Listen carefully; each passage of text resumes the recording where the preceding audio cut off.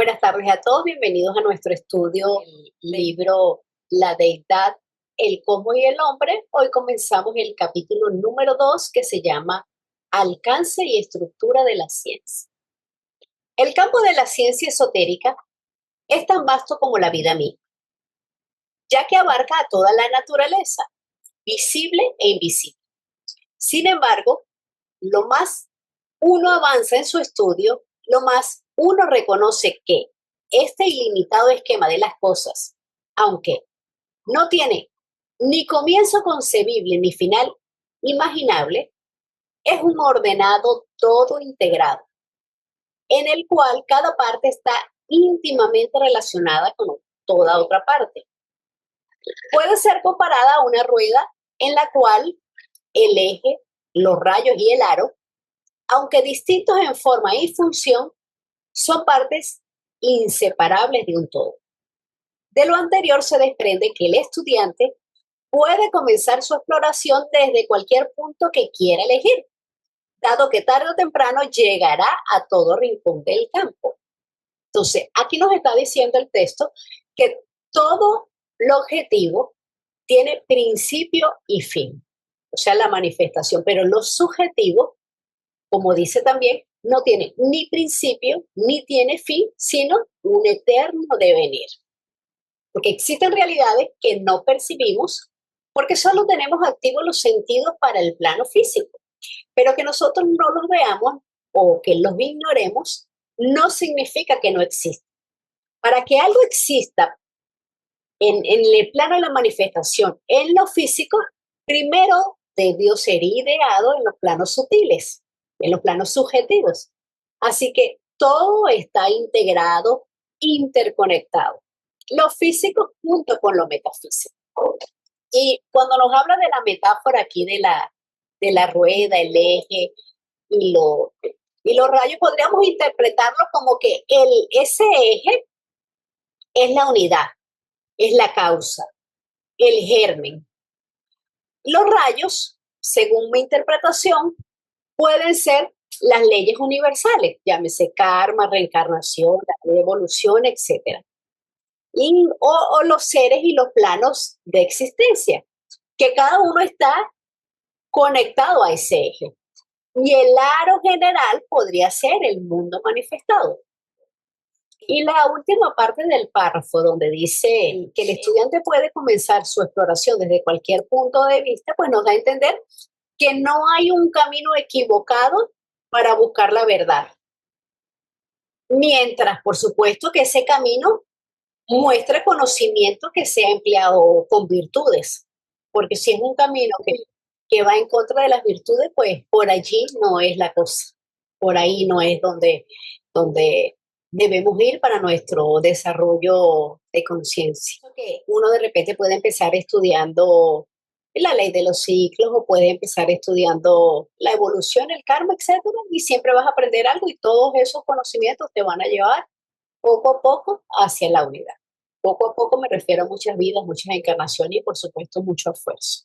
En este libro, el orden en el cual son tratados los diferentes aspectos del tema está determinado por los tres principios que son característicos de todo el sistema. Estos son el principio de unidad, el principio de ley y el principio de evolución.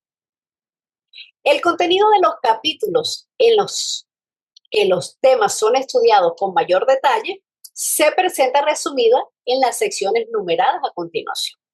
O sea que vamos a comenzar a leer un resumen de estos puntos y más adelante el libro hará una explicación más extensa. Comenzamos con el punto 1. La unidad de todas las cosas. Toda la existencia es una cosa. A esta una cosa se le denomina la vida una, la realidad una. Es la fuente del ser y de todos los seres. Está en toda cosa. De hecho, es toda cosa, ya que no hay nada más.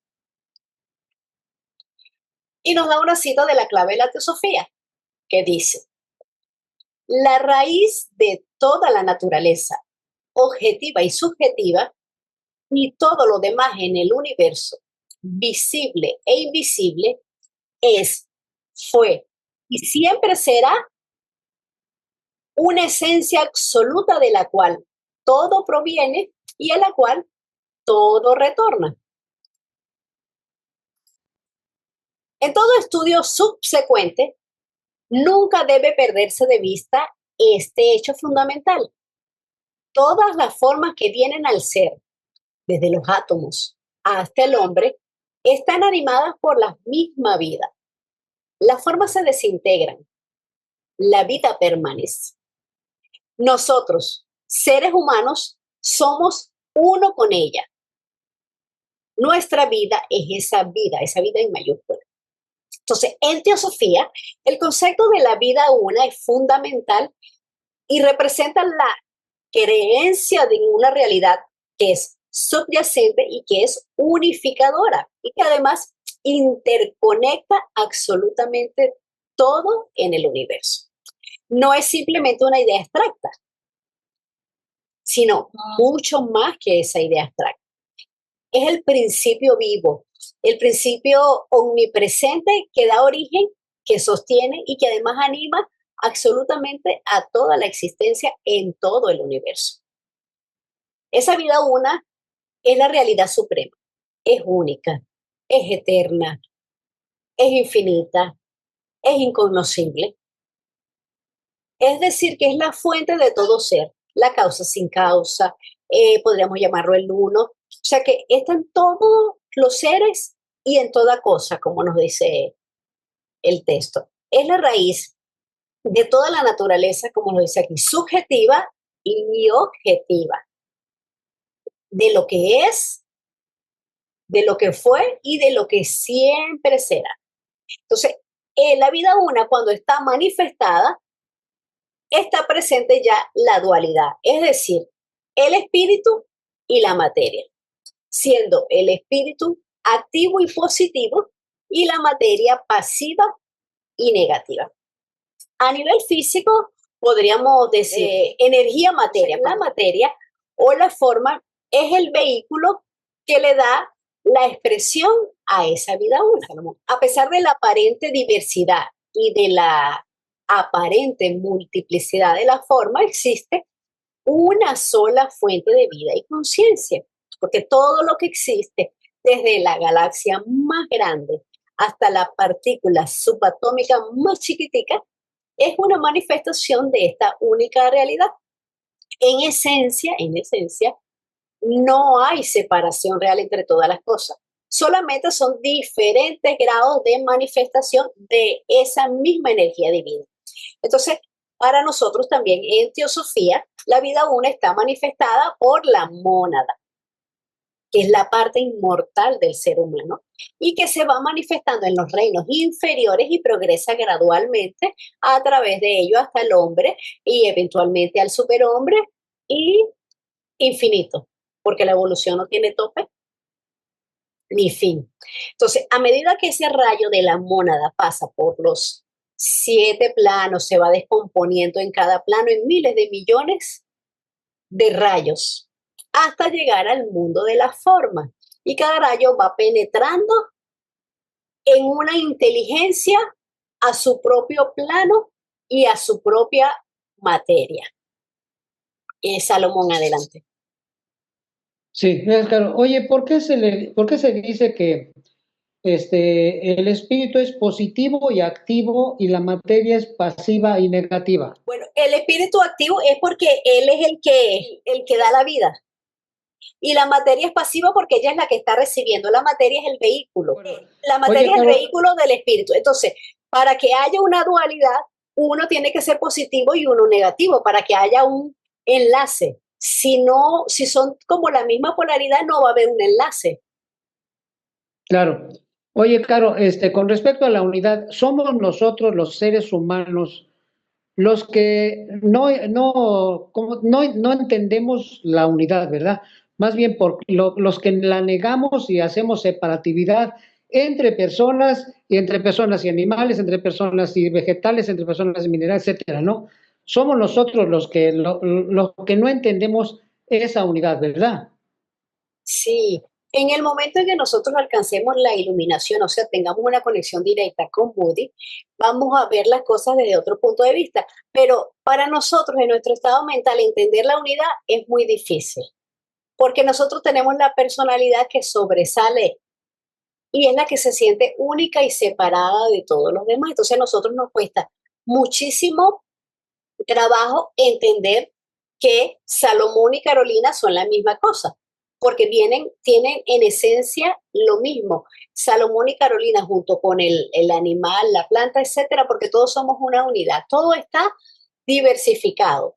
Aparentemente hay una multiplicidad, pero esa vida una se está manifestando en diferentes grados, Ok, acorde gracias. a cada plano y a cada materia, pero realmente todos somos uno, que cuesta entenderlo muchísimo. Explicando cómo ve la teosofía a Dios, al alma y al hombre, la señora Blavatsky anuncia que, y esto lo dice en la clave de la teosofía, dice la cita, en su origen y en la eternidad los tres, o sea, Dios, alma y el hombre, como el universo y todo lo que hay en él, son uno con la unidad absoluta, la esencia deífica desconocida. Aunque con fines de estudio dividimos el campo de la ciencia esotérica en varios aspectos, debe reafirmarse constantemente que los aspectos son facetas de una unidad. En el momento en que uno deja que esta idea se salga de la mente, y es lo más fácil que pase cuando está uno ocupado en cualquiera de los muchos aspectos intricados de la filosofía esotérica, entonces viene la idea de la separación. Y el estudio pierde su valor. Y esto nos lo dice en las notas Powell. La vida una es indivisible, o sea que no tiene partes. Todo lo que existe es una manifestación de ella. Está fragmentada. Toda esa vida está interconectada. No existe realmente una separación, sino que lo que afecta a uno nos afecta absolutamente a todos. Perdón, en cuanto a cómo ve la teosofía a Dios, al alma y al hombre, Dios para nosotros no es una entidad personal ni tampoco es antropomórfica, sino que es un principio.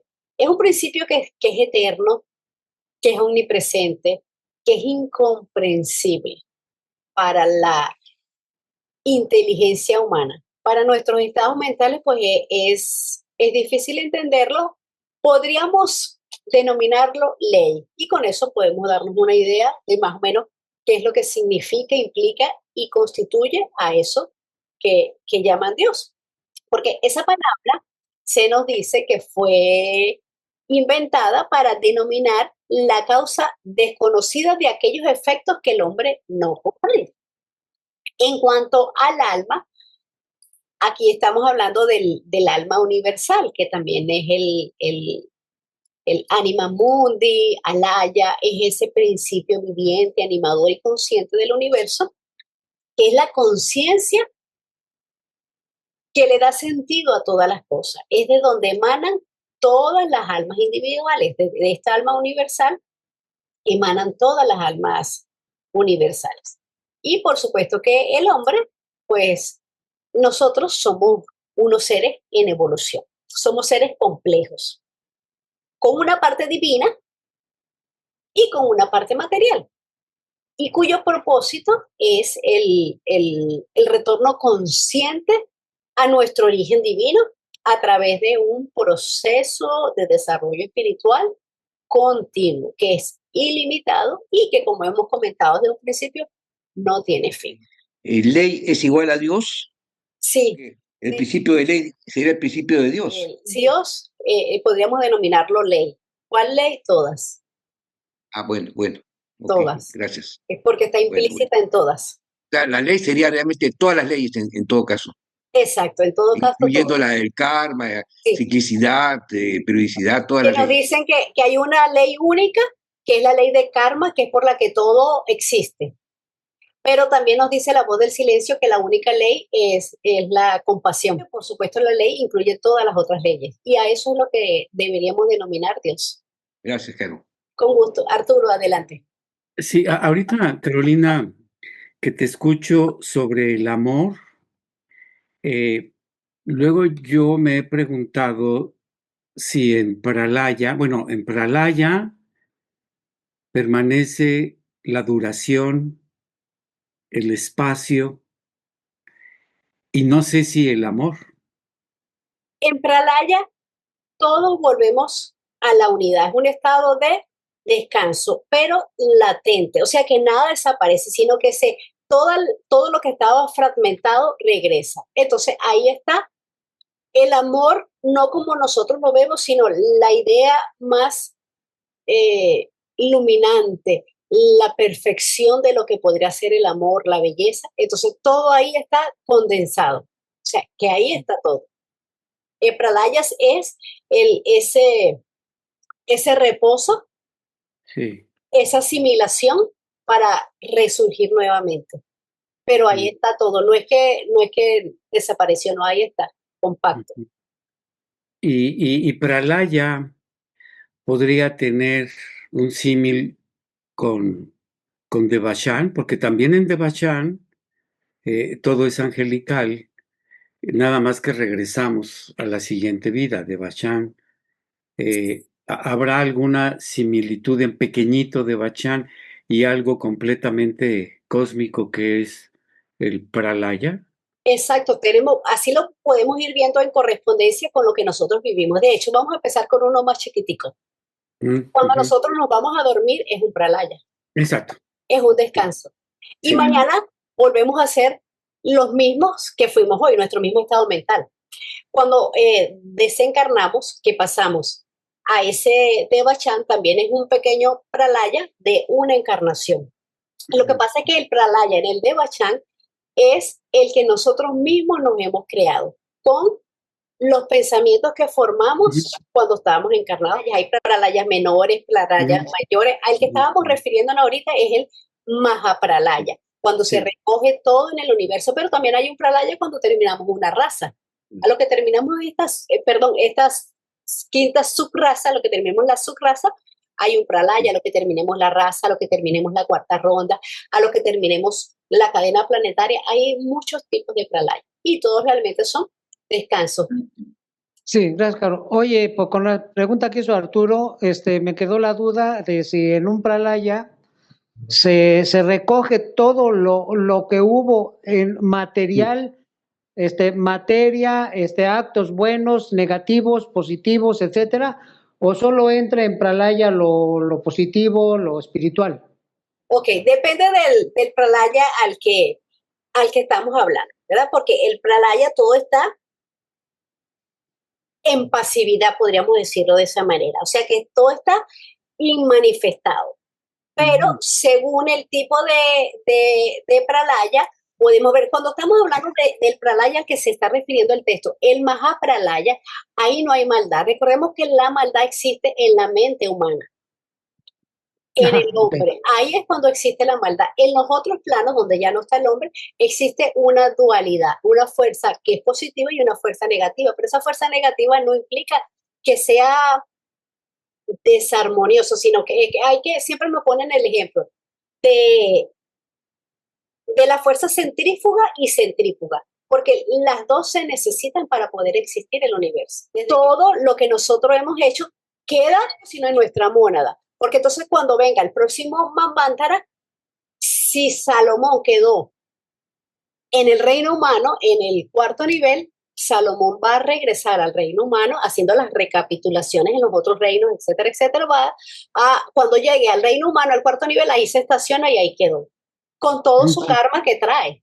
Sí, a continuar. A continuar, exacto. Y no solamente con Salomón, sino con Carolina, con la planta, con el universo, con el planeta, con absolutamente todo.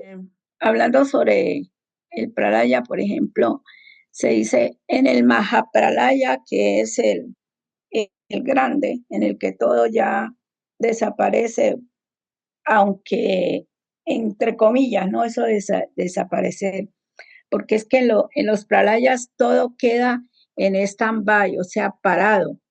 Y es que nosotros lo vemos desde el punto de vista de lo físico y pensamos que se destruye, como cuando un árbol se muere, se destruye, se cae, entonces vemos como que se acabó.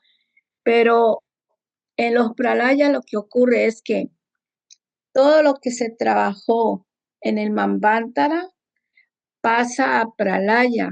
Las energías son energías, pero quedan paradas con la vida una, vibrando allí, aunque no se sienta porque no hay un movimiento. Por eso se dice que está en stand-by, o sea, parado pero vivo.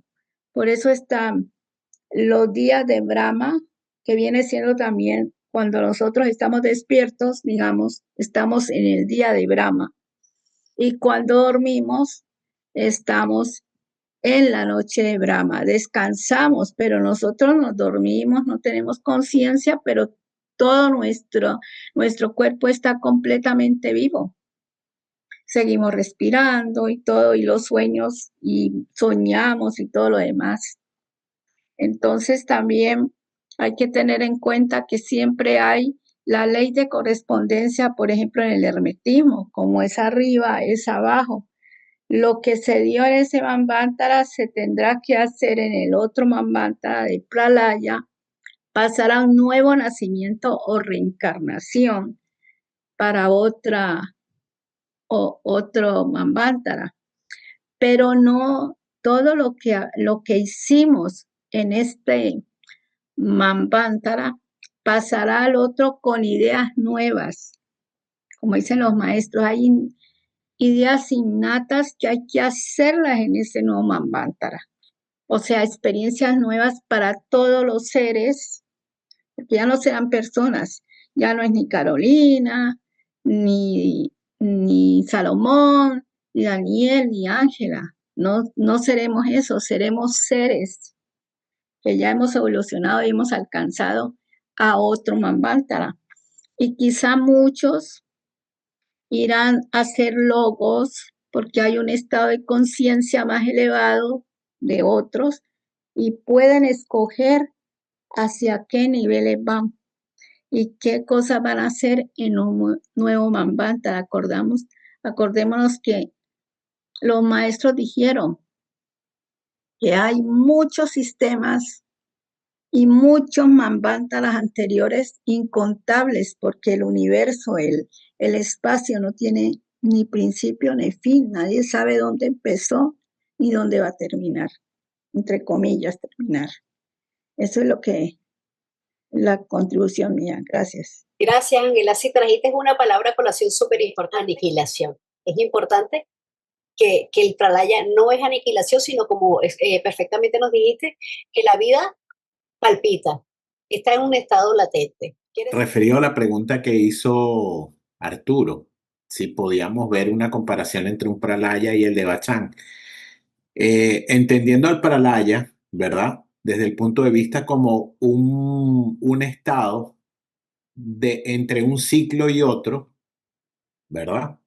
Se puede entender que son similares, pero la diferencia del pralaya al de Bachán es que en el pralaya está todo, como han dicho muchos, en disolución, en status quo, nada desaparece, pero está en disolución, está presente, se nos dice que todavía esas energías están ahí, están en un estado laya quizás, pero no hay nadie quien perciba esas energías, esos pensamientos o esa conciencia.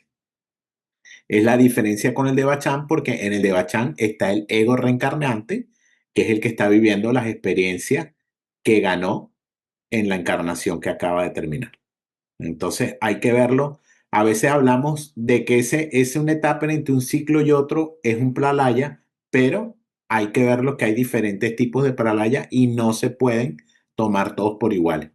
En un pralaya o en el mahapralaya, como dice la doctrina secreta, no hay nadie quien pueda ver lo que está sucediendo. No hay ajit, no hay mente, no hay luz, no hay conciencia, no hay todo lo que nos dicen que no hay, es porque está en Pralaya. ¿Y por qué? Porque no hay tampoco nadie quien lo pueda ver o lo pueda recibir. Quería comentar, yo leí en La clave de la teosofía que la señora Blavatsky compara el Pralaya con una función de teatro.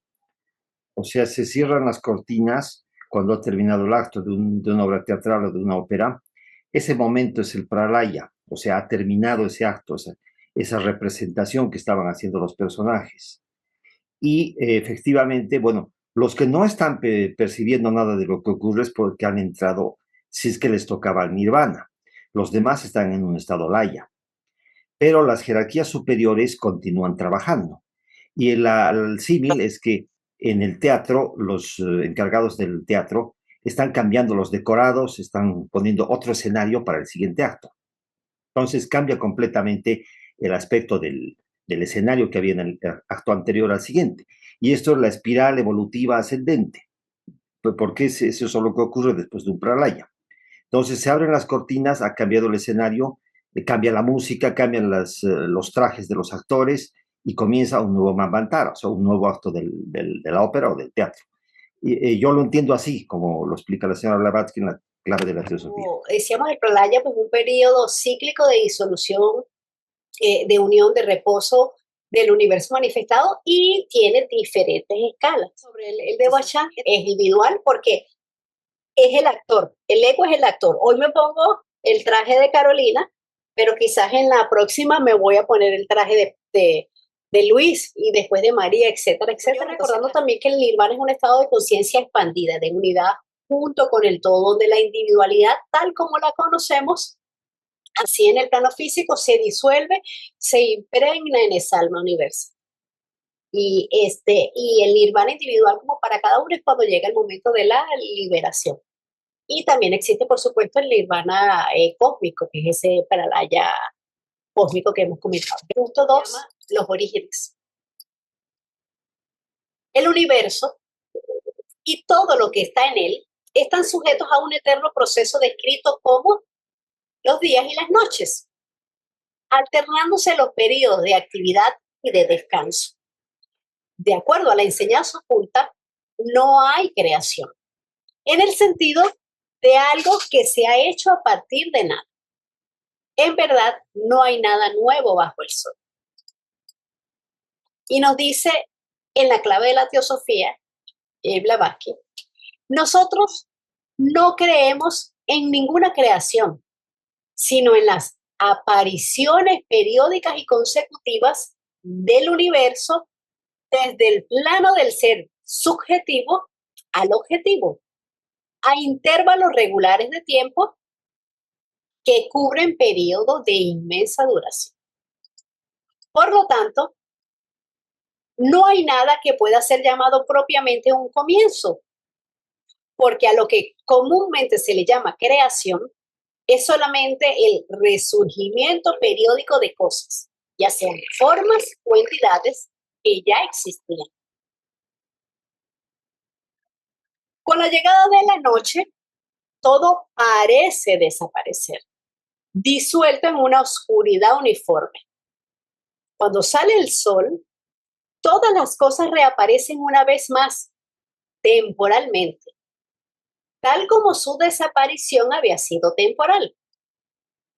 La escala de tiempo puede variar desde las pocas horas de vida de un insecto a los 70 años de vida de un hombre, hasta la incalculable duración de un sol o de un universo.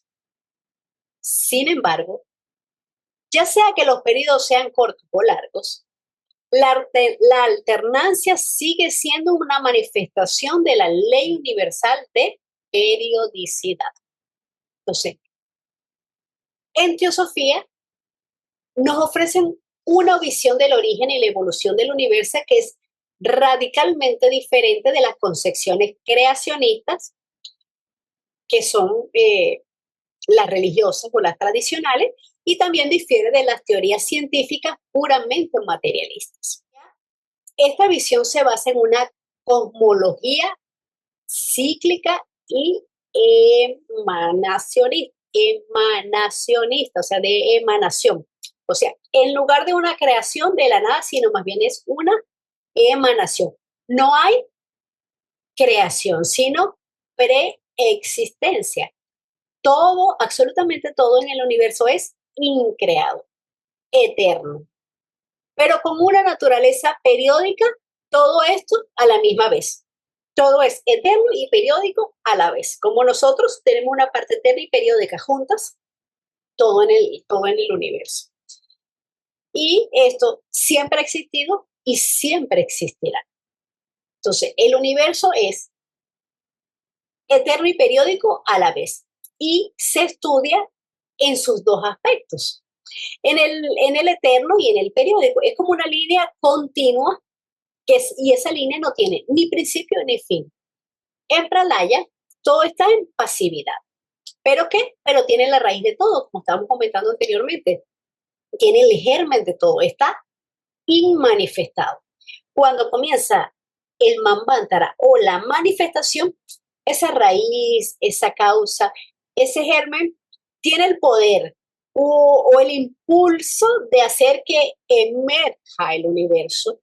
Y todo esto es dirigido por fuerzas inteligentes que están sujetas a diferentes leyes, como cuáles, como la ley de karma, como la ley de evolución.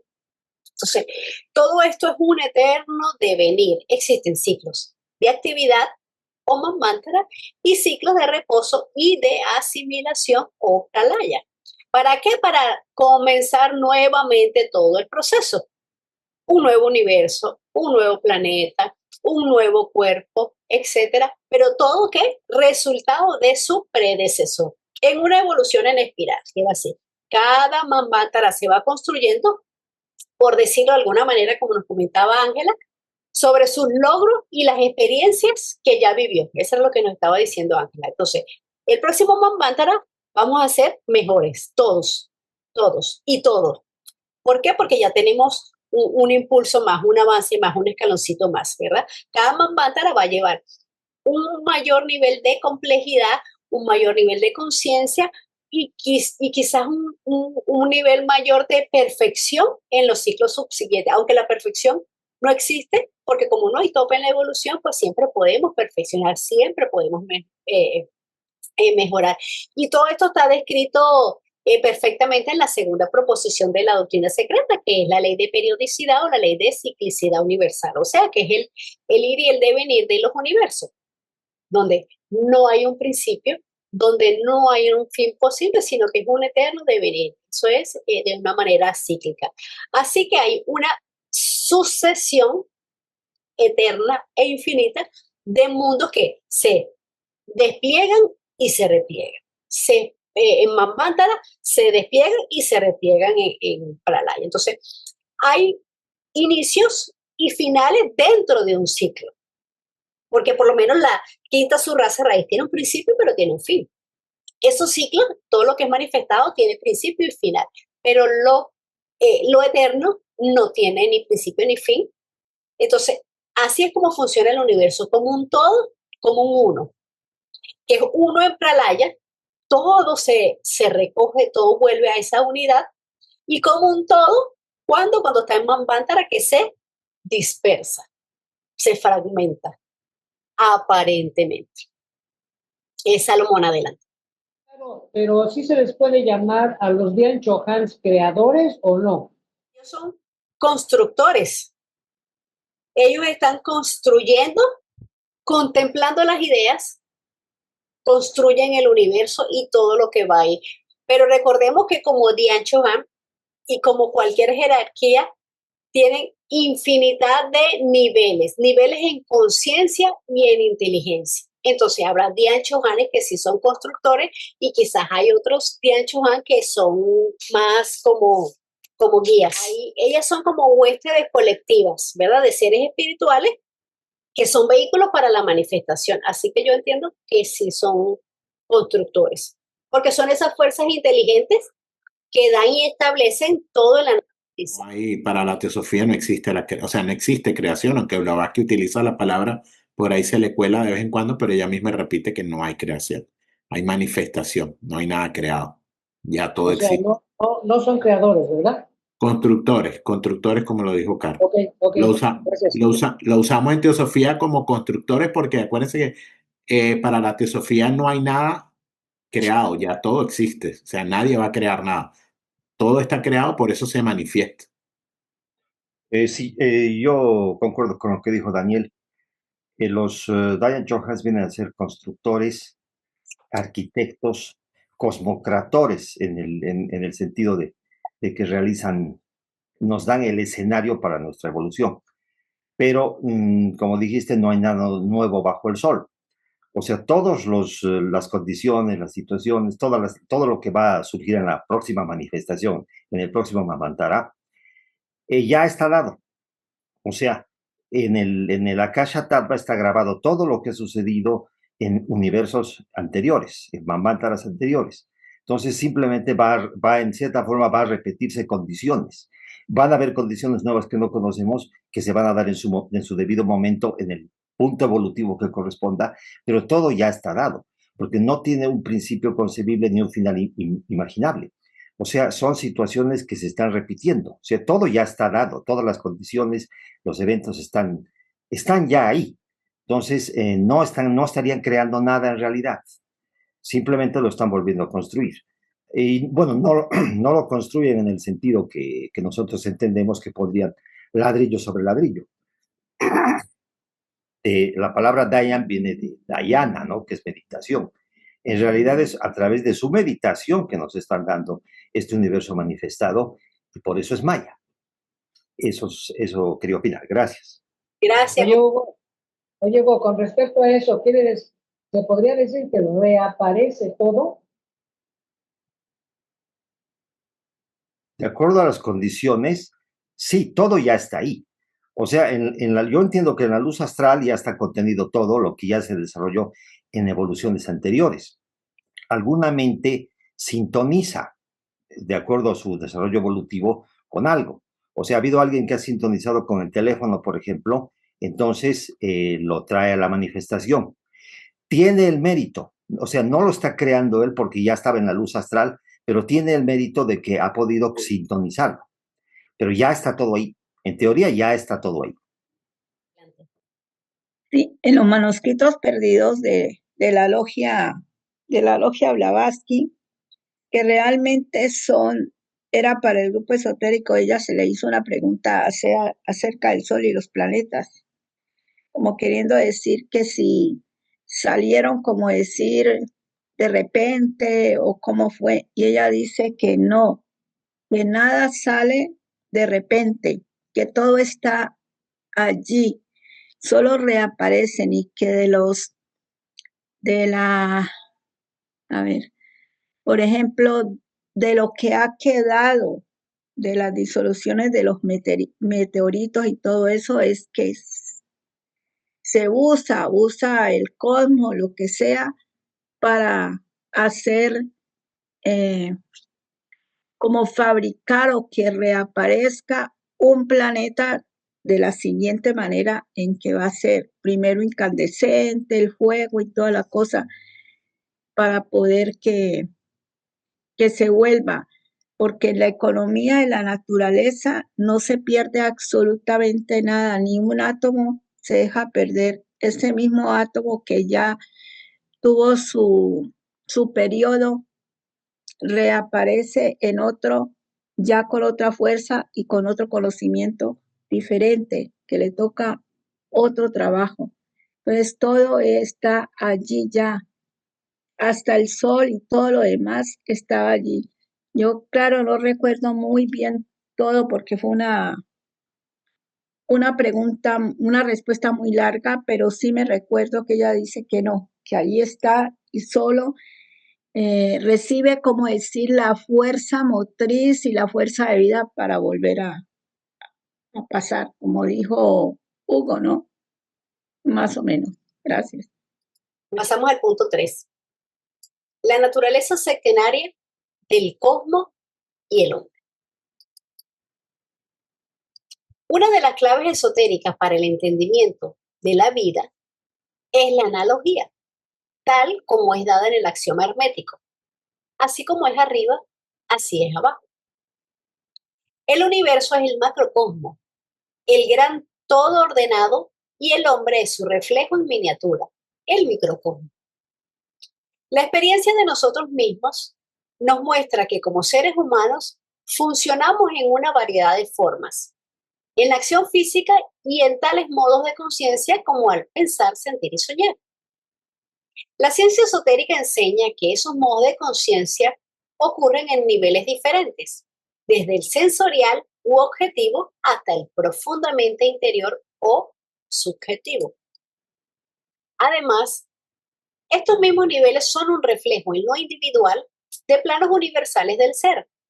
De igual manera que la acción física tiene lugar en el plano físico usando los materiales de ese plano, así también la actividad mental, el pensamiento, tiene lugar en el plano mental, usando el material de ese plano. De acuerdo a la ciencia esotérica, hay 7 tipos de planos en la naturaleza. Y de manera similar, hay 7 estados de conciencia en el hombre, en los cuales él puede vivir, pensar, recordar y tener su ser. Y eso nos lo dice la clave de la teosofía. Entonces, desde el tercer momento de la manifestación, es decir, desde el tercer logos, todo, absolutamente todo es sectenario. Toda materia visible e invisible es sectenaria, teniendo, por supuesto, una parte eterna o sustancia precósmica y otra parte periódica, o sea, la idea arquetípica de la materia en sí misma. Entonces, el cosmos no se escapa de esa estructura sectenaria, al igual que el hombre. Tiene sus 7 principios. Y en cuanto a lo que nos hablan aquí de los planos, recordemos que los planos son esferas de acción de una fuerza determinada que está compuesta de la materia correspondiente a ese plano. Cada plano, dice que cada plano tiene innumerables divisiones, como también innumerables tipos de conciencia. Los planos también pueden verse como el campo vital donde actúa un principio. Ahora, ¿qué es un principio? Un principio son los elementos esenciales originales, o sea, las diferenciaciones fundamentales sobre y de las que se han formado absolutamente todas las cosas. Y este término principio se utiliza para designar los 7 aspectos individuales y fundamentales de la realidad única, o sea, cómo se va a manifestar. O sea, un principio es la expresión o la función de esa conciencia, un aspecto individual y fundamental de la realidad única que se manifiesta con capacidades y con atributos de dicha conciencia de acuerdo a ese tipo de plano donde se está manifestando. Entonces, un principio también es lo que le da efecto al pensamiento y al sentir, o sea, es un medio de aplicación. Como nos dice por aquí el texto, hay 7 planos o niveles de existencia. Uno que es el objetivo, el de la materia física, y otros 6 que son invisibles para nuestros sentidos normales. Cada plano tiene, se nos dice también 7 subplanos y cada uno corresponde en naturaleza con su plano principal respectivo. Y en cada subplano, por supuesto, hay diferentes tipos de seres, diferentes tipos de entidades que también son invisibles y están en un plano que nosotros no podemos ver, entonces es invisible, pero para nosotros, para nuestros sentidos normales. Pero que están, esos seres que están allí están constituidos de esa materia y pueden funcionar en ese plano. Cada plano también tiene sus propias leyes. Aunque nosotros no las conozcamos, las desconocemos, ¿verdad? O no las percibamos, pues esas leyes afectan todo, afectan también nuestra existencia y afectan todo el universo, porque, como comentábamos antes, todo está interconectado. Entonces, esas leyes que funcionan en otros planos, también nosotros tenemos una resonancia, por decirlo de alguna manera, de esa ley, porque funcionan como principios constantes que se aplican a todo y a todos, sin importar el nivel de conciencia, el conocimiento o la ignorancia. Continuamos con el punto 4. La jerarquía de seres. Las escrituras y las tradiciones religiosas de todas las culturas se refieren frecuentemente a entidades no humanas, diversamente denominadas ángeles, devas, dioses, espíritus de un tipo o de otro. En la mitología, estos seres aparecen como espíritus de la naturaleza, hadas, sílfides, salamandras, por nombrar algunos. La ciencia esotérica sustenta la tradición universal afirmando que los diferentes planos de la naturaleza están habitados por jerarquías de seres, cada una con propiedades, características y modos de funcionamiento. En la Biblia hay ejemplos bien conocidos de apariciones angélicas, individualmente como la del ángel del Señor o como una multitud de la hueste celestial. Los tronos, dominaciones, principades y potestades, mencionados varias veces por San Pablo, son términos bien reconocidos en angelología para designar algunas de las jerarquías no humanas. En todas partes de la naturaleza hay vida y esta se manifiesta a través de gradaciones infinitas de vidas individuales, ya que no hay ni espacios vacíos ni materia inanimada en ninguna parte del universo. La jerarquía de seres es un concepto fundamental que describe orden, que describe evolución y que describe estados de conciencia en el universo. Y no se refiere, por supuesto, a esta jerarquía de seres, como nos está hablando el texto, no solamente a los humanos, sino absolutamente a todas las formas de vida, desde las más elementales hasta las más elevadas. En cada plano de existencia hay diferentes jerarquías, cada una con su propia vibración, con su propio tipo de materia, porque donde hay vida, inevitablemente hay jerarquía, porque hay órdenes. ¿Quién va primero, quién va segundo, quién va tercero, etcétera? Todos los seres, absolutamente todos, estamos evolucionando. Desde los átomos hasta los dioses más grandes, los planetas, las galaxias, todos, absolutamente todos, estamos en un proceso constante de desarrollo y de aprendizaje.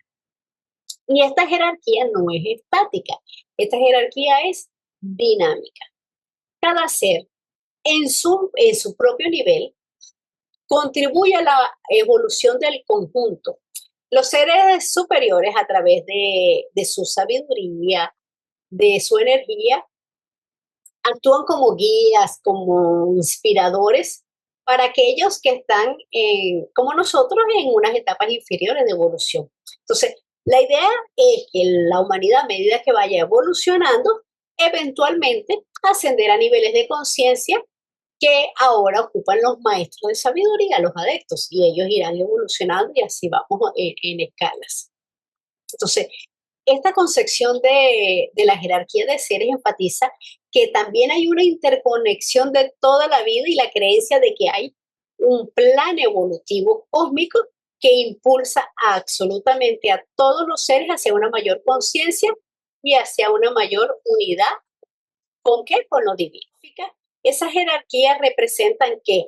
Representan órdenes espirituales, órdenes cósmicos, órdenes evolutivos de seres que están organizados de acuerdo con su grado de evolución espiritual, de acuerdo a su grado de sabiduría y de acuerdo principalmente a su función en el universo.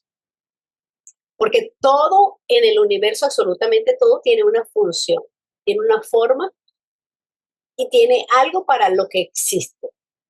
O sea, hay muchísimas etapas en los reinos posthumanos y se le da muchísimos títulos a lo que lo alcanza. Entonces aquí nos están hablando de cómo los trata la iglesia: tronos, dominaciones, principados, potestades, ángeles, arcángeles, etcétera, etcétera.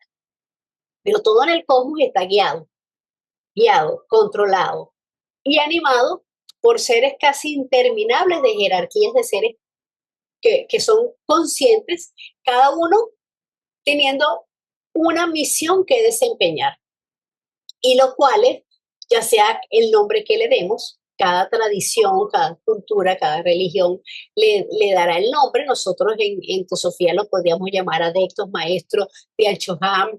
En la iglesia les dicen tronos, ángeles, dominaciones, etcétera. Todos ellos que son mensajeros, solo en el sentido de que son agentes de esas leyes kármicas y esas leyes cósmicas, son agentes. Y varían infinitamente en grados de conciencia, en grados de inteligencia. Y lo más importante creo que de todo esto lo que podríamos es resumir que para que haya actividad, para que haya función en cada uno de los diferentes planos de existencia, pues deben haber seres activos. ¿Qué quiere decir que tiene que haber seres activos? Alguien o algo haciendo algo para lo que está capacitado.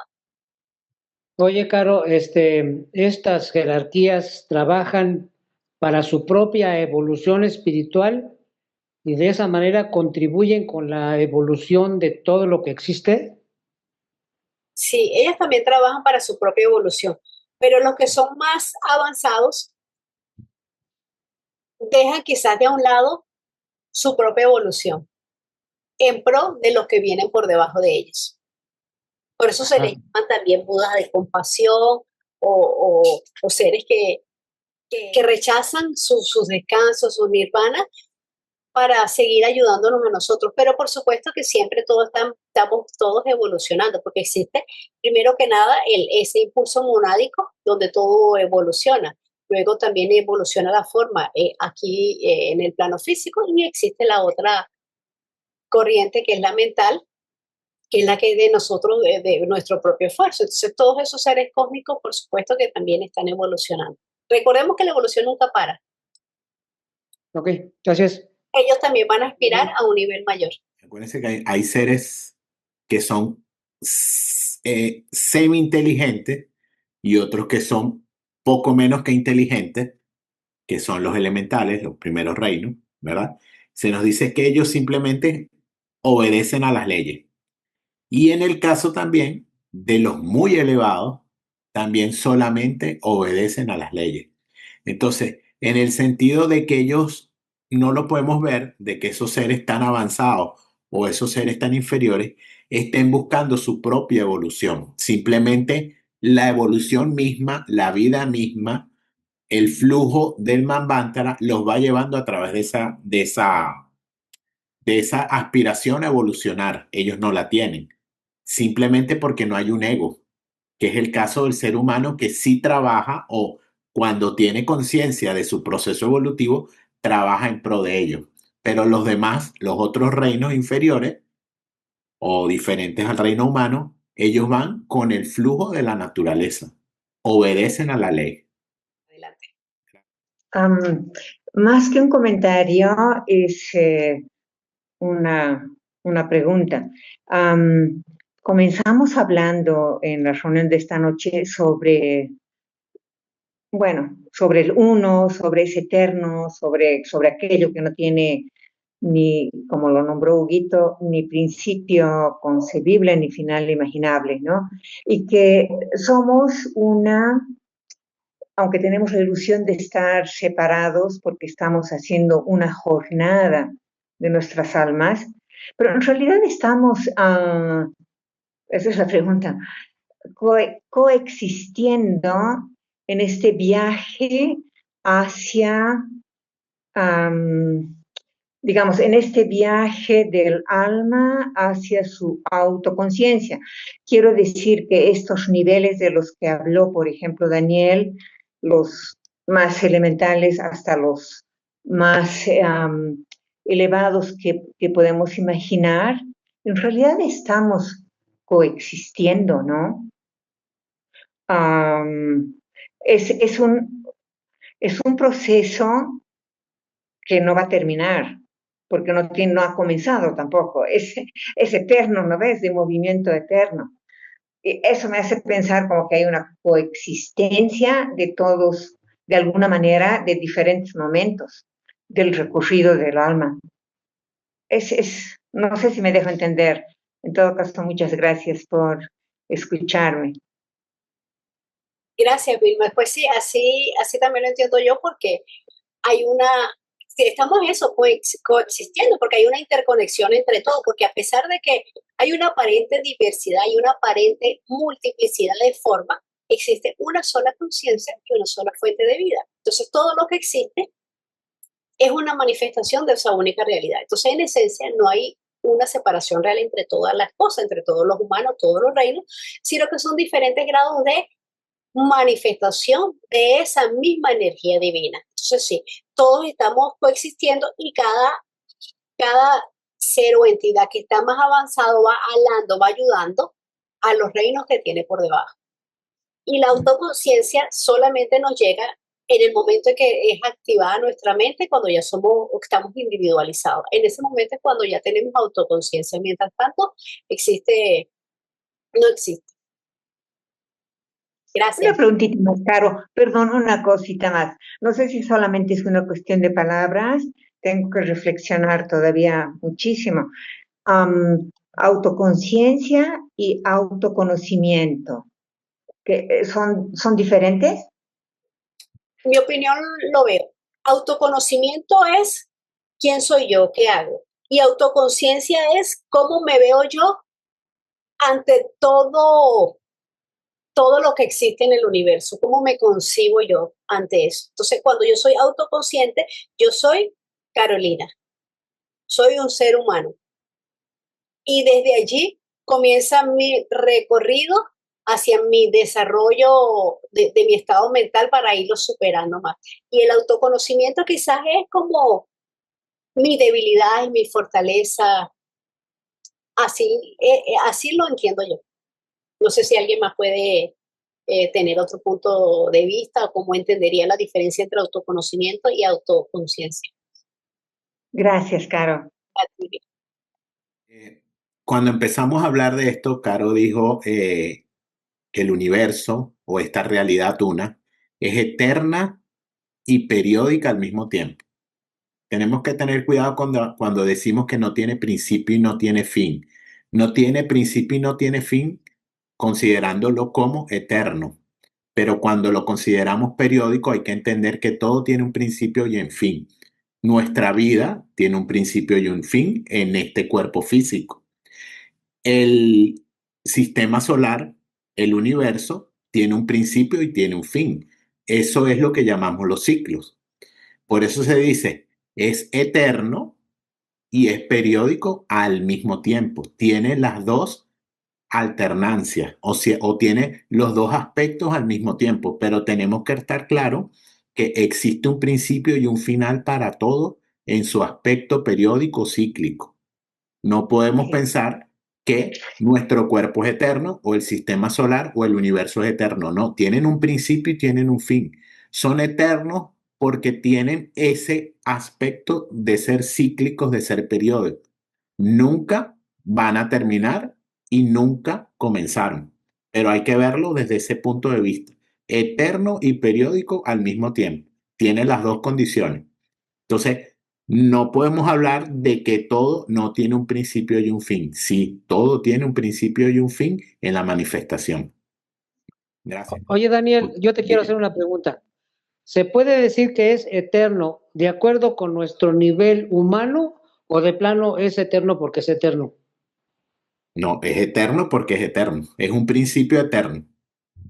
Y nosotros somos parte de esa eternidad, pero no como seres manifestados, como unidad de ese principio eterno. Escuché de que los seres, los elementales no tienen conciencia, siguen las leyes de la naturaleza. ¿Y cómo es de que a veces se escucha de que pueden hacer algún daño? Voy a responder aquí rapidito porque justo ahorita el tema que viene es elementos y elementales. Los elementales están en el arco descendente, o sea, cuando viene la mónada descendiendo hacia la materia. Existe en teosofía 3 reinos de elementales. Hay otras clasificaciones como la cabalística, que los divide en 4, en la alquimia también los divide en 4. Nosotros en teosofía lo dividimos en 3. En esos 3 tipos son innumerables en grados de conciencia, pero ellos no tienen una inteligencia como tal. ¿Por qué? Porque no tienen el principio manásico activado, pero tienen un nivel de conciencia acorde a su función. Entonces, ellos están para realizar una función. Ellos son los constructores, los que son, aparte de los bloquecitos, son los que manejan los obreritos. Y los Dian-Chu Han serían los arquitectos. No solamente lo puede manejar un Dian-Chu Han, también un ser humano y también una forma mental, porque existen elementales artificiales. ¿Cuáles son los elementales artificiales? Los que creamos nosotros, el hombre, con nuestros pensamientos. Entonces son formas mentales. Entonces ellos se dejan guiar por eso, pero cada uno tiene su propia función y su propio rol, su propio trabajo. Se dice que se guían es por sonidos, por vibraciones, pero realmente los elementales no fue un tema del que Blavatsky habló mucho, porque es un tema, podríamos decir, complicado y delicado, porque el que llega a conocer realmente cómo funcionan los elementales y no tiene un nivel de moralidad o un nivel ético alto, pues lo puede usar para cosas no tan buenas. Pero en general ellos tienen cierto tipo de conciencia, porque absolutamente todo en el universo tiene conciencia, a su propio nivel, pero sí tiene. Inteligencia es lo que se nos dice, que quizás el nivel según donde esté, hay unos más avanzados, otros menos. Hay unos que tienen leves niveles de inteligencia, no como un humano, porque el principio manásico está en semilla, pero sí tienen cierto tipo de inteligencia, podríamos decirlo así. O sea, que se hizo algún daño fue porque algún ser negativo, digamos, lo impulsó a hacer ese daño.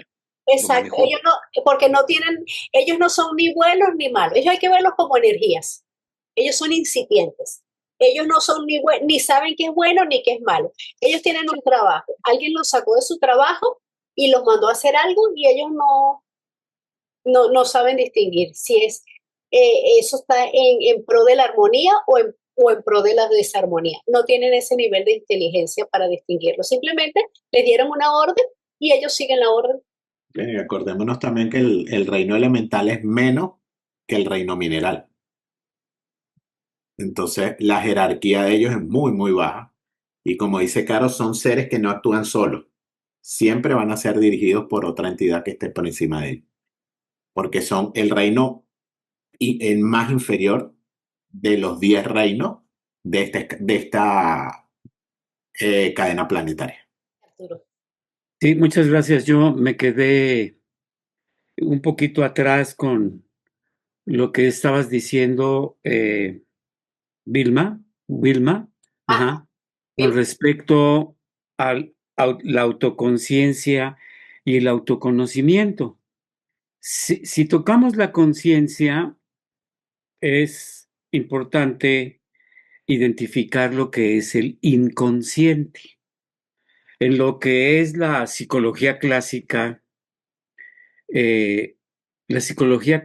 considera que más del 85% de nuestra psique o actividad mental, por ponerle un nombre, psicológico, es inconsciente. De hecho, nuestras emociones no son voluntarias. Las emociones las fabrica el inconsciente, que está conectado con la percepción y la memoria. Yo a donde quería llegar, que me estimuló la pregunta de Wilma, es Manas. Manas es uno, Manas superior. Y la otra parte de Manas es el Manas inferior.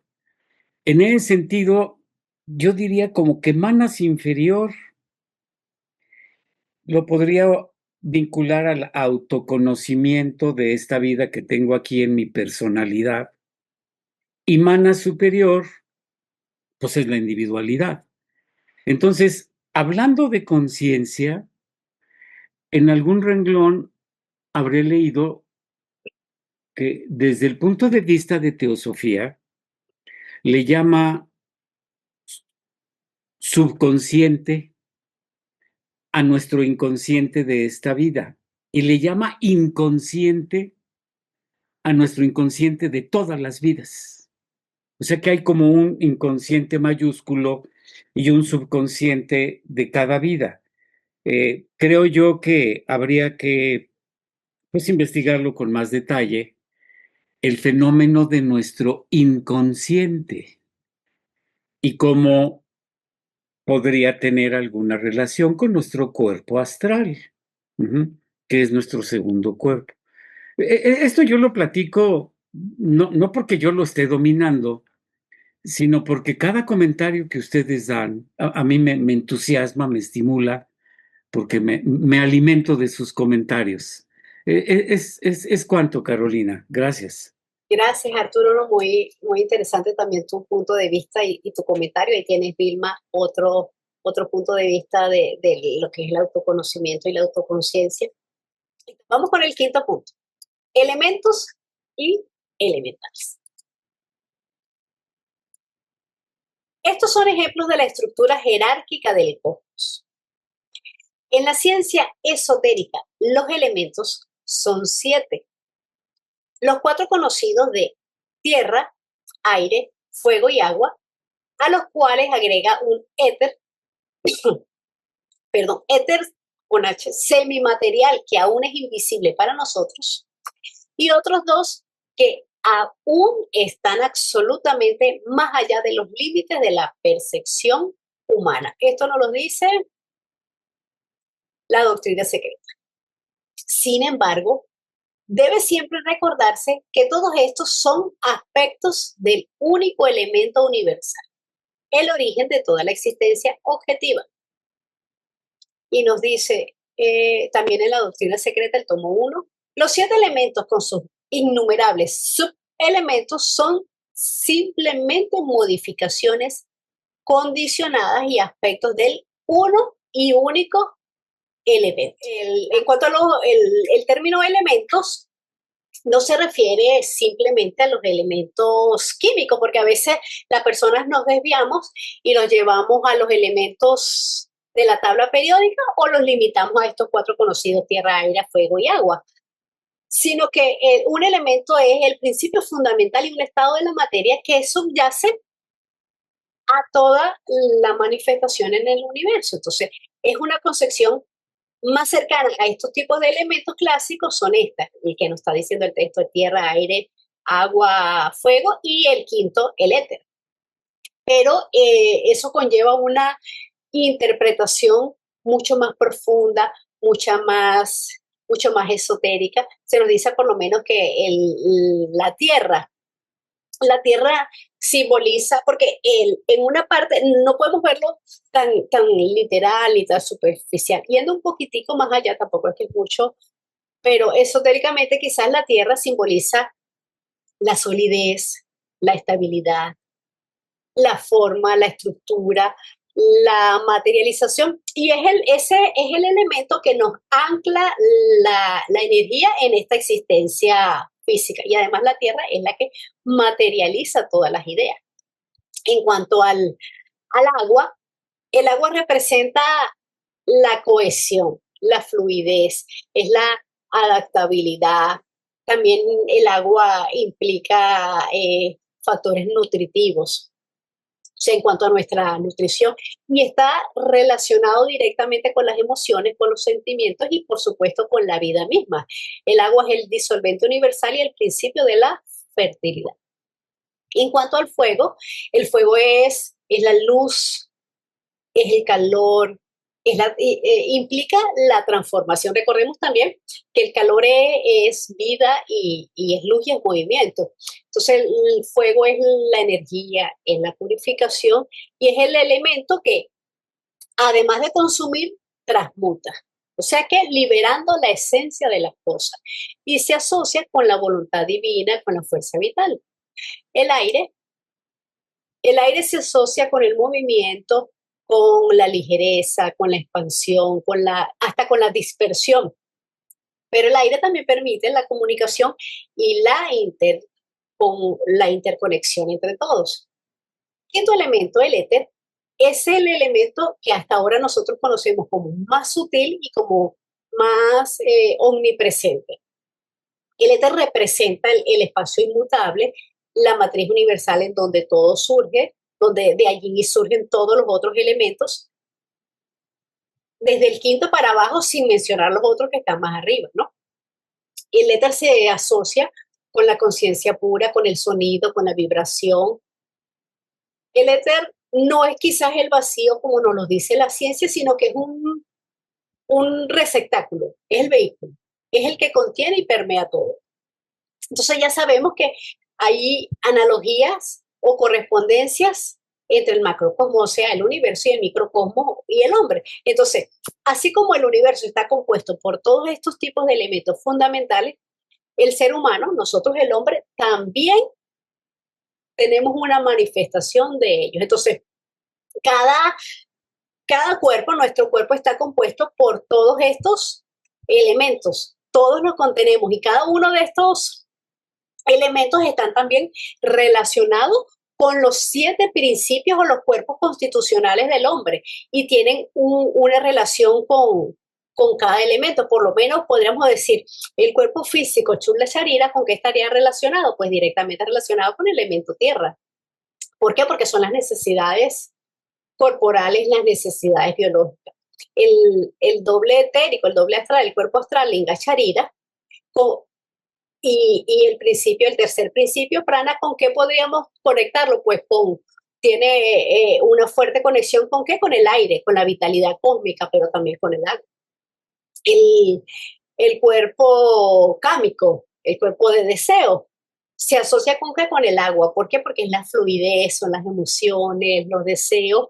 ¿Por qué? Porque pueden ser ¿cómo? Pueden ser salvajes, pero pueden ser serenos. Y por supuesto que también está relacionado con el fuego, ¿con qué? Con las pasiones. Manas inferior se nos dice que está relacionado con el aire, con los pensamientos, con la comunicación, con el intelecto.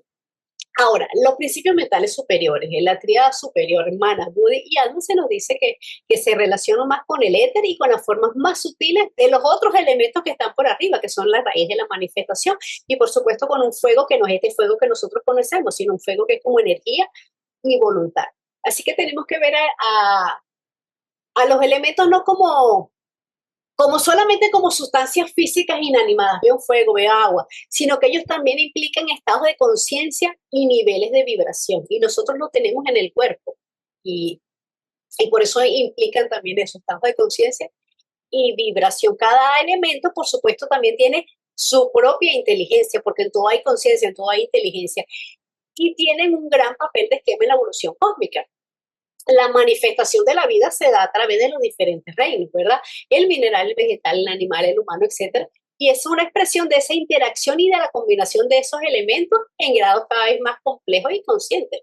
Porque más allá del aspecto sustancial, los elementos se consideran fuerzas activas que están constantemente interaccionando y que influyen en todos los fenómenos, desde los procesos físicos hasta los estados mentales y espirituales.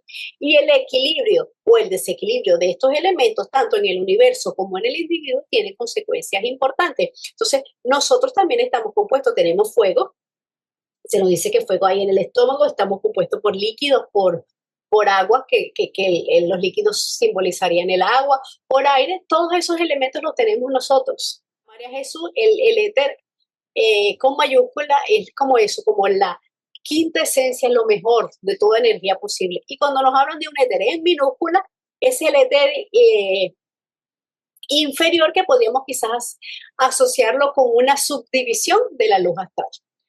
El éter se podría decir que es lo que la ciencia llama la materia oscura, y tendría que ser el éter inferior. Eso por un lado. Por otro lado, mencionamos 4 elementos, ¿no? Los que ya acabas de decir, pero ¿no será que no mencionamos los elementos de la tabla periódica porque están integrados dentro de los 4 elementos lo que estamos tratando? Nada más, gracias. En cuanto primero a los elementos de la tabla periódica, que como comencé diciendo que siempre los asociamos por allí, pues ellos vienen a hacer subdivisiones de esto. Estos serían como los 4 principales, y de ahí comienzan todas las otras subdivisiones de los elementos de la tabla periódica, así como lo dije. Ok. Y en cuanto a lo de la materia oscura, Salomón, yo no entiendo muy bien la materia oscura, conozco muy poco del asunto. Entiendo que es una materia que no reacciona, que está como latente. Creo que según lo que he entendido, creo que es algo así, que ella está como latente, es totalmente desconocida para los científicos, no saben cómo reacciona. Ignoro el asunto totalmente. Gracias. Que alguien que conoce algo sobre materia oscura puede ayudarnos. Una pregunta. Aquí se habla de un único elemento universal. Eso es lo que a veces se llama mula prakriti. Exacto. Sí, sería bueno, en todo caso, Prakriti. Porque Mula Prakriti está antes. Prakriti es cuando ya está manifestada. Entonces, en todo caso, ya. Entonces sería manifestado. Ya. Entonces entiendo yo que sería más bien eso, Prakriti. Y de ahí, pues, Una cosita también a lo que preguntó ahorita Juan Carlos, también se le conoce a ese único, al elemento 1 como el Anu, que significa, creo que es uno, creo. No, pero no. Y no solo Prakriti. Bueno, yo también voy a ver si busco el elemento único, porque precisamente estaba leyendo algo sobre el elemento primigénito, le llaman en la doctrina secreta. Pero es que yo creo que aquí hay algo confuso en el libro. Con perdón yo no he leído el libro todo ni nada, pero es que una cosa, en el glosario teosófico se habla de elementales. Los elementales son tierra, aire, fuego y agua de los antiguos. Incluso de Paracelso los nombraba así, en la época antigua se nombraban así. O sea, el elemento, los gnomos, los silfos, las ondinas y las del fuego, que ya no, las salamandras, ese era el nombre antiguo que se les daba a los elementales. Ahora, hay elementarios que son inferiores a los elementales. O sea, los elementarios son como, dijéramos, los Klipov de la Cábala, o sea, la parte más baja de esos conocidos como con tierra, aire, agua y fuego, o así están descritos en el glosario teosófico. Ahora, los elementos sí son los de la tabla periódica, que claro, tienen que ver con esos mismos elementales de tierra, de aire, de fuego, porque como todo viene, digamos, el elemento tierra, el hierro tiene ciertos elementos o anús, que le llaman, los anús, que se le llaman, y entonces al combinarse con otras cosas forman una, como el HO2, por ejemplo, el agua, ¿verdad? Entonces, eso es lo que yo he leído en el glosario teosófico. Ahora, los maestros y Blavatsky también hablan de un elemento ultérrimo único, que ellos no le llaman ultérrimo, sino primigenio. Pero eso tendría que buscarlo yo en el libro donde está. Eso está en el tomo 2, creo, de la doctrina secreta. Eso era lo que quería aportar. A mí me parece que es que aquí los elementos creo que no están en la forma en que están en la doctrina secreta y en el glosario teosófico. Gracias. Ok, gracias, Ángela. En cuanto a lo que comentabas de los elementales, que los dividen en 4, que dijiste los elementales de tierra, agua, fuego y agua, esa división la hacen los cabalistas y lo hacen los alquimistas. Pero en teosofía nosotros lo dividimos a los elementales en 3 reinos. Esos 3 reinos vivifican los elementos. ¿Qué quiere decir que vivifican? Que ellos son los que le van a dar, van a animar a ese elemento. Hay un tipo de elemental que tiene la función de animar al mineral, a lo que tiene que ver con tierra. Hay un tipo de elemental que se encarga de vivificar el aire y así sucesivamente el fuego y el agua. Básicamente se dividen solamente en 3 reinos con innumerables subdivisiones. Y como decía de los elementos, los otros, sí, los de la tabla periódica son aquí subelementos, o sea, son subdivisiones de ese mismo elemento que se va subdividiendo. Así entonces es lo que entiendo yo. Y en cuanto a los elementarios, es el cascarón que quedó después que los principios superiores han abandonado, está el cuaternario sobreviviente después de la muerte física. Entonces, al momento de los principios superiores, abandonar ese cuaternario sobreviviente, lo que queda ahí es un elementario, que es un cascarón.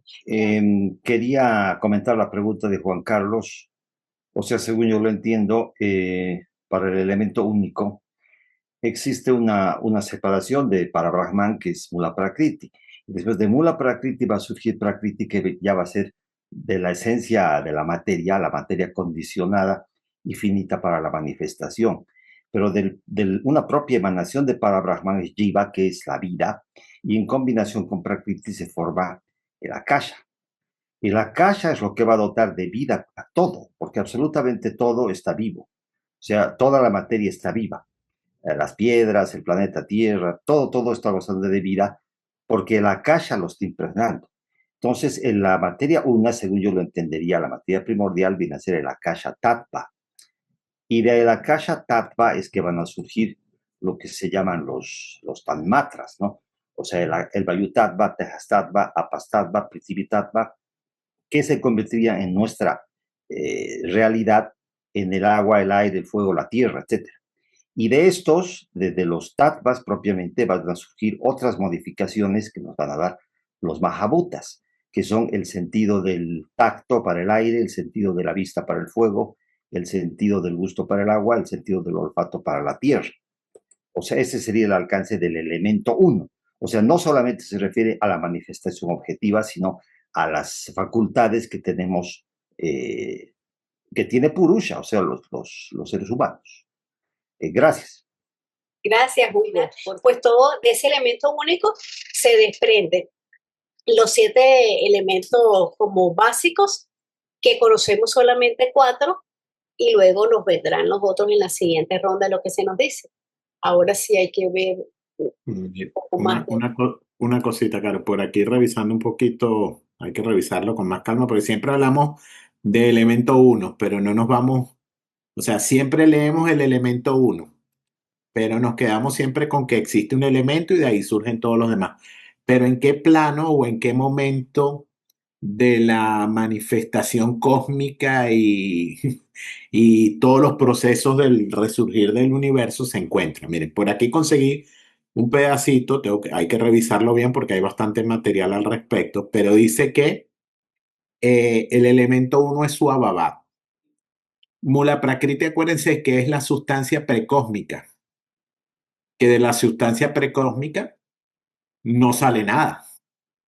De ahí no sale nada, es solamente la sustancia. El elemento 1 va a surgir de esa sustancia precósmica en otro momento, de las siguientes etapas que van surgiendo en la manifestación del cosmos.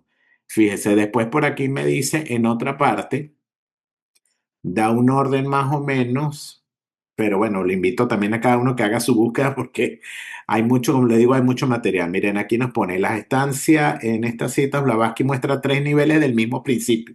Acuérdense que son siempre niveles del mismo principio, que se vuelve cada vez más concreto. Mula Prakriti, Suabhavat y la sustancia del mundo. Entonces, según Blavatsky, dice que el elemento 1 está en Suabhavat, no Mula Prakriti, y tampoco está en Prakriti porque Prakriti ya es la materia concreta.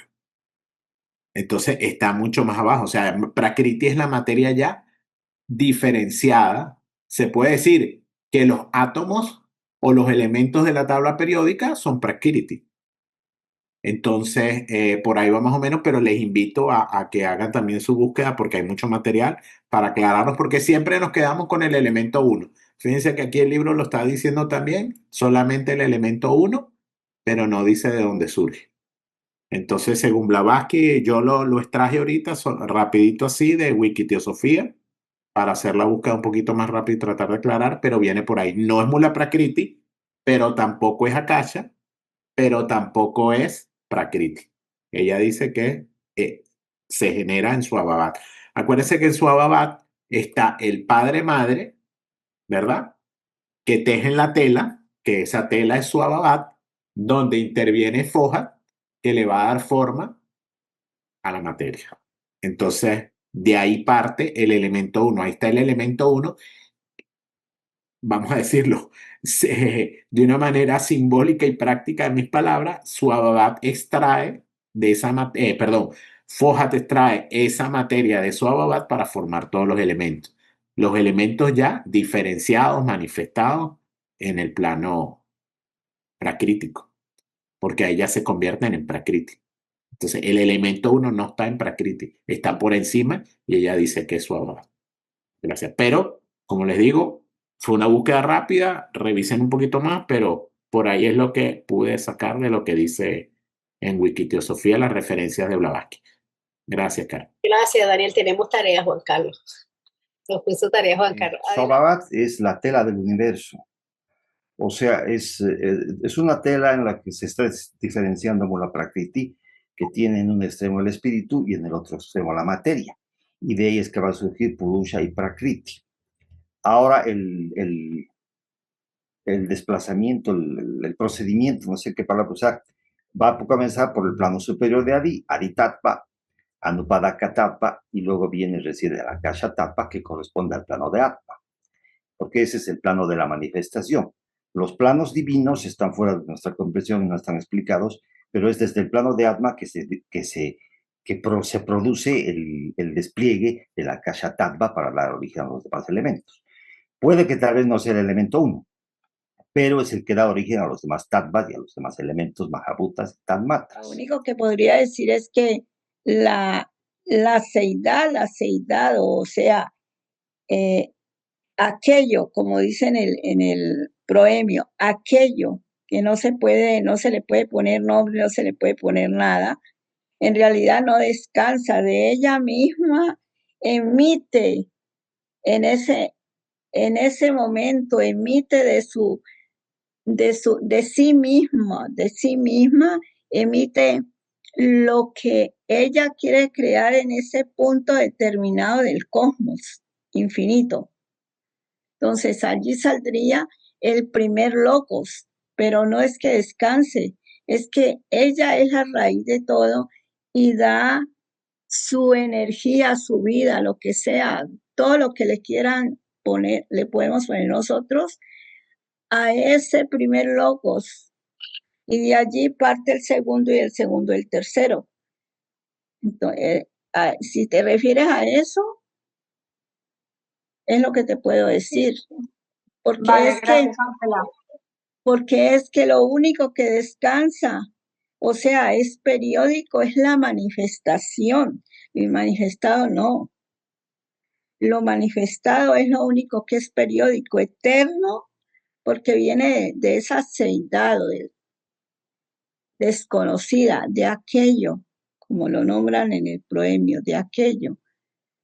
Pero no, lo que para nosotros, todo lo creado, nosotros mismos tenemos periodos.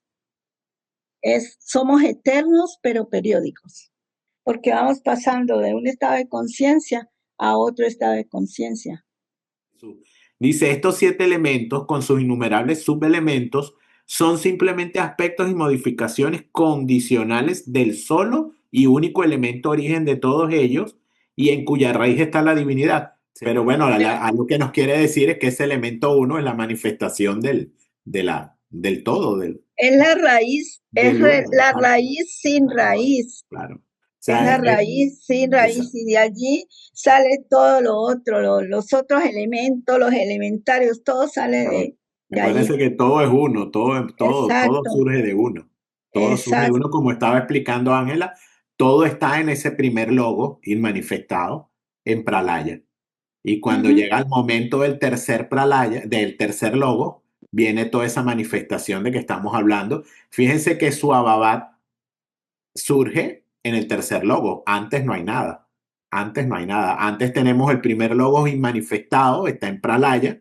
Tenemos el segundo logo que empieza el despertar, empieza la primera diferenciación y ya en el tercer logo empieza todo el proceso de manifestación. O sea, acuérdense una cosita, cuando vemos el tercer logo está comenzando la manifestación, de ahí para abajo empieza a surgir todo.